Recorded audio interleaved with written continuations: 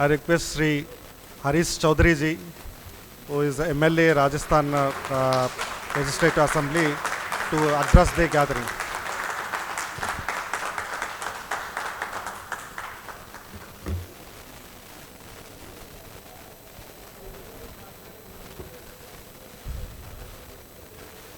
सबसे पहले तो मैं आयोजनकर्ता छात्रों को जो ओबीसी वर्ग से है उनको तहे दिल से धन्यवाद देना चाहता हूं कि देश के सबसे महत्वपूर्ण मुद्दा जातिगत जनगणना के संदर्भ में उन्होंने आज ये आयोजन किया है। ये युग भ्रांतियों का युग है और इस भ्रांति के युग में आज इस देश में सबसे ज़्यादा भ्रांतियाँ फैलाई जा रही हैं। उदाहरण के तौर के ऊपर अभी योगेंद्र यादव जी ने कहा कि ये आरक्षण हम लोगों के अवसर खा रहा है। ये भ्रांति पूरे देश के अंदर है।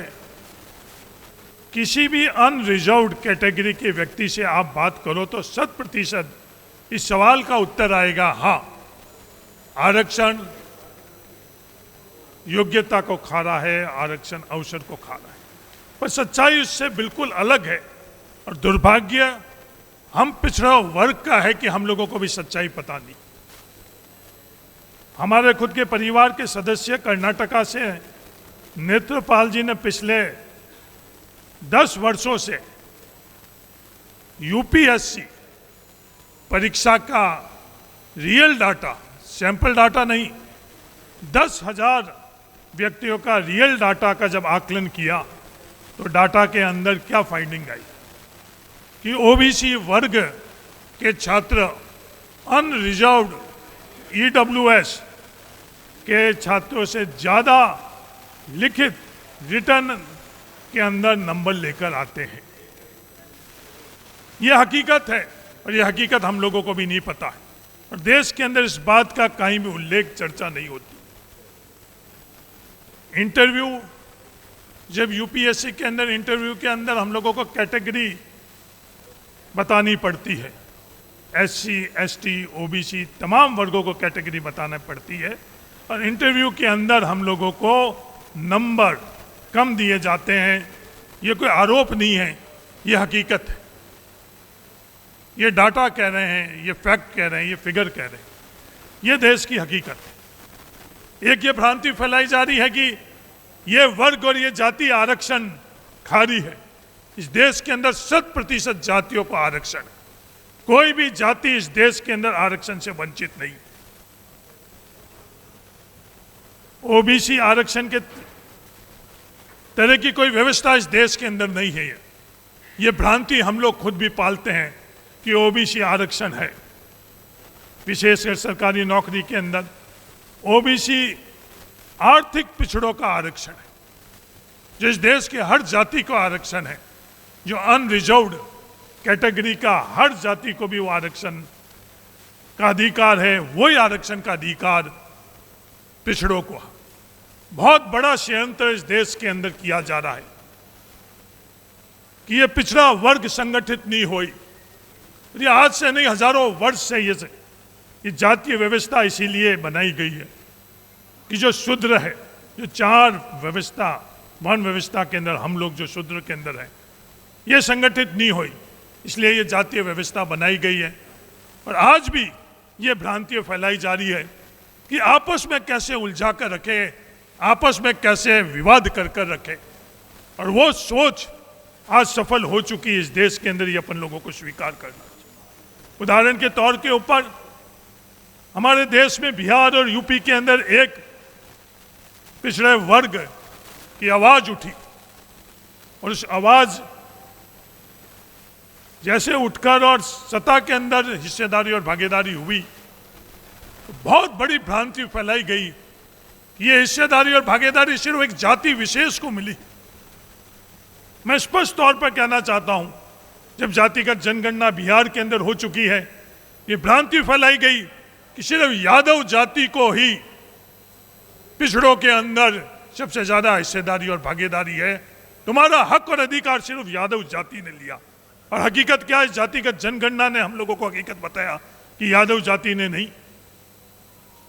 14% से ज़्यादा यादव जाति जो हम लोगों के परिवार के अंदर है, बिहार के अंदर उनकी जनसंख्या है और उनके जमीन के अंदर कितनी उनकी हिस्सेदारी और भागीदारी है, यह आंकड़ा निकालोगे तो 14% हिस्सेदारी और भागीदारी नहीं है। सरकारी नौकरियों के अंदर हिस्सेदारी भागीदारी कितनी है? 14% भागीदारी नहीं, आधी भी भागीदारी नहीं है। आर्थिक तौर पर क्या स्थिति है? सिर्फ वो पिछड़ों की लड़ाई में आज्ञावान थे, इसलिए उनको अपने परिवार से कैसे अलग कर सके उसमें वो सफल हो चुके हैं। आज हम लोगों के सामने चुनौती है कि हम कुछ अलग चीज नहीं मांग रहे हैं। संविधान के माध्यम से जो हमारा हक और अधिकार है कि सामाजिक तौर के ऊपर हम लोग, आर्थिक तौर के ऊपर जो बातें कर रहे हैं, ये संविधान के अंदर कहीं प्रावधान नहीं है। संविधान की भावनाओं के विरोध के अंदर ये फैसले हो रहे हैं और हम लोग भी मौन हैं। क्या हमको मौन रहना चाहिए? जब हम ये संविधान को उठाकर जय संविधान जय भीम बोलते हैं तो हम लोगों का ये जिम्मेवारी बनती है कि संविधान की जो मूल भावना है, जो सामाजिक तौर के ऊपर पिछड़ापन है, उस आधार के ऊपर उनको हक और अधिकार मिलने चाहिए, जो हजारों वर्ष से आज बांटा जा रहा है। आर्थिक तौर के ऊपर बांटा जा रहा है। आर्थिक तौर पर क्या आज हम लोगों को बराबर का अधिकार मिल रहा है? सवाल का उत्तर है नहीं। आज हमारे परिवार में जो आईएएस है, उनमें से कितने प्रिंसिपल सेक्रेटरीज हैं? सरकारों में कितने हैं? स्टेट गवर्नमेंट में कितने हैं? सेंट्रल गवर्नमेंट में कितने हैं? आज बनारस हिंदू विश्वविद्यालय की बात कर रहे हैं कि कई साल पहले हम लोगों को वहाँ आरक्षण नहीं था, पिछड़ों का आरक्षण नहीं था। राजस्थान के अंदर भी नेशनल लॉ विश्वविद्यालय के अंदर आज से 2 साल पहले आरक्षण नहीं था पिछड़ों। आज इस देश में कई विश्वविद्यालय ऐसे हैं जिसके अंदर आरक्षण नहीं। आज आरक्षण के माध्यम से आज से 100 वर्ष पहले तमिलनाडु के अंदर जो आज जिनको हम लोग पूछते हैं, उनके संघर्ष के कारण, उन पेरियार के कारण उस वक्त आरक्षण की व्यवस्था है। क्या इस देश के विकास के अंदर, इस देश को आगे बढ़ाने के लिए तमिलनाडु किसी भी मायने में पीछे है? नहीं है। आर्थिक तौर पर पीछे है? नहीं। शैक्षणिक तौर पर पीछे है? नहीं। वो आरक्षण की व्यवस्था के अंदर सबसे ज्यादा इस देश के अंदर किसी की भूमिका रही है, उस प्रदेश के अंदर गिनती होती है तमिलनाडु की। इस देश को समझना पड़ेगा। इस देश को विकसित देश बनाने के लिए वो मॉडल जो आज से 100 साल पहले तमिलनाडु के अंदर था, उस मॉडल पर हम लोगों को चलना चाहिए, या जो एक दूसरी सोच है, जो हम लोगों को आपस के अंदर टकराव, हम लोगों को आपस में विवाद कर आगे बढ़ाना चाहते। 27% हम लोगों को रिजर्वेशन मिले हुए आज कितने वर्ष हुए? क्या 27% हम लोगों को रिजर्वेशन मिल रहा है? आंकड़े उठाकर देखें। पार्लियामेंट के अंदर जब यह प्रश्न पूछा गया कि कितने प्रतिशत, क्या 27% आरक्षण ओबीसी को मिला है, उसका उत्तर केंद्र सरकार के अंदर नहीं, 27% नहीं है। आज हम लोगों की जनसंख्या कितनी है सबको पता है। हर राजनीतिक जो उम्मीदवार है अपने अपने पार्टी का, उसको बूथ के ऊपर किस जाति के कितने, जाति छोड़ो, किस गोत्र के कितने मतदाता है, उन लोगों के भी उनके पास आंकड़े हैं। तो क्या देश को ये आंकड़े पता चलने चाहिए? नहीं पता चलने चाहिए। इन आंकड़ों से किसी को नुकसान नहीं होगा। इस आंकड़ों के अंदर सबसे ज्यादा अगर किसी को फायदा होगा तो भारत को होगा। भारत को अपन दुनिया का सर्वश्रेष्ठ अगर देश बनाने चाहते हैं तो सबकी हिस्सेदारी और सबके भागीदारी जब तक हम सुनिश्चित नहीं कर सकते हैं, तब तक हम लोग भारत को सर्वश्रेष्ठ देश नहीं बना सकते हैं। ये सोच हम लोगों को बदलनी पड़ेगी। ये लड़ाई उस सोच से है जो फैसले में, मेरा उदाहरण खुद मेरे प्रदेश राजस्थान के अंदर हम लोगों को कहने के लिए तो 21% आरक्षण ओबीसी को मिला हुआ है, पर जब भर्तियां निकलती थी तो 0%, 1% उन भर्तियों के अंदर ओबीसी के लिए पद सर्जित होते थे। उसका मूल कारण क्या है? आज 34 वर्ष बाद में भी, इस आरक्षण के बाद में भी प्रदेशों के अंदर रोस्टर नहीं बने हुए हैं। रोस्टर नहीं बने हुए हैं। कोई अनरिजर्व्ड कोई किसी एक जाति के लिए और वर्ग के लिए नहीं है। अनरिजर्व्ड योग्यता के आधार के ऊपर जो बाकी बचे हुए हैं उन सभी के लिए है। जो मेरिट के अंदर जो आगे रहते हैं उन सभी के लिए है, चाहे वो एससी का हो, चाहे एसटी का हो, चाहे ओबीसी का हो, चाहे अनरिजर्व्ड के लिए, उन सभी के लिए वो कैटेगरी के अंदर वो प्रावधान है। पर दुर्भाग्य ये हम लोगों का कि इस तरह के नियम बनाए जा रहे हैं जिससे हम लोगों के लिए उस हिस्सेदारी और भागीदारी सुनिश्चित नहीं बना सकते। ये बहुत बड़ी चर्चा हो रही कि जो निर्णय हो रहे हैं उन निर्णय में हम लोगों की हिस्सेदारी और भागीदारी क्या है। जब ये सवाल पूछा जाता है कि इस बजट बनाने वालों के अंदर उस निर्णय में कौन बैठा था, तो इस सवाल इस देश के अंदर जातिवाद के तौर के ऊपर देखा जाता है। ये हम लोगों का दुर्भाग्य है। सबकी हिस्सेदारी और भागीदारी की जब हम लोग बात करते हैं तो हम लोगों को जातिवाद के तौर के ऊपर करा जाता है। आज बिहार के अंदर जातिगत जनगणना के माध्यम से क्या हालात बने हुए हैं सबको पता है।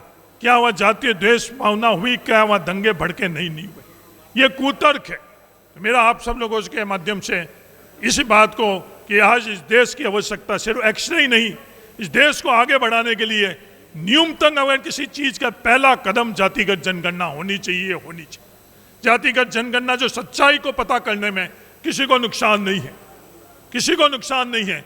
एक जो विचार, एक सोच जो स्टेटस को बनानी चाहती है, जो हमारे देश के अंदर सबकी हिस्सेदारी और भागीदारी की सोच के खिलाफ अतिक्रमण कर रखना चाहती है, जो ये नहीं चाहती सबकी हिस्सेदारी और भागीदारी रही, उस सोच को जरूर इससे तकलीफ हो सकती है, असहमति हो सकती है। वरना इस देश को, जो देश के राष्ट्रीय भक्त हैं, उनको कभी भी तकलीफ नहीं हो सकती है जातिगत जनगणना के माध्यम से। जातिगत जनगणना के माध्यम से हमें क्या पता चलेगा? जातिगत जनगणना के माध्यम से हर पैमाने में हम लोगों के पास जमीन कितनी है। मैं उदाहरण वापस राजस्थान का देना चाहता हूं। राजस्थान के अंदर एक सर्वे हुआ जिसमें भरतपुर और धौलपुर, उन दोनों जिलों के अंदर जाट जाति, जो ओबीसी के अंदर हम लोग मेरी जाति है, उसके संदर्भ में हुआ कि जमीन के ऊपर उन लोगों के पास कितनी जमीन है। जो औसतन जमीन है उसे 1/4 जमीन उन दोनों जिलों के अंदर उन लोगों के पास है। यही हकीकत कमोवेश पूरे राष्ट्र के अंदर है। नहीं तो हम लोगों की जमीन, नहीं हम लोगों को नौकरी, नहीं हम लोगों के पास व्यापार का माध्यम, नहीं निर्णय के अंदर हिस्सेदारी और भागीदारी।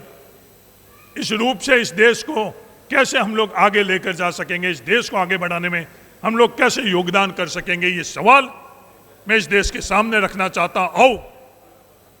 जब रंगभेद का आंदोलन चल रहा था, अब्राहम लिंकन जैसे कई लोग कालों के साथ में खड़े रहे।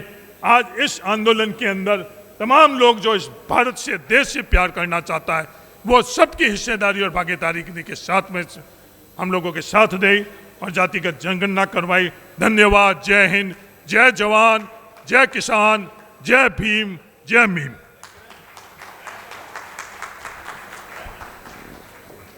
Thank you, sir. I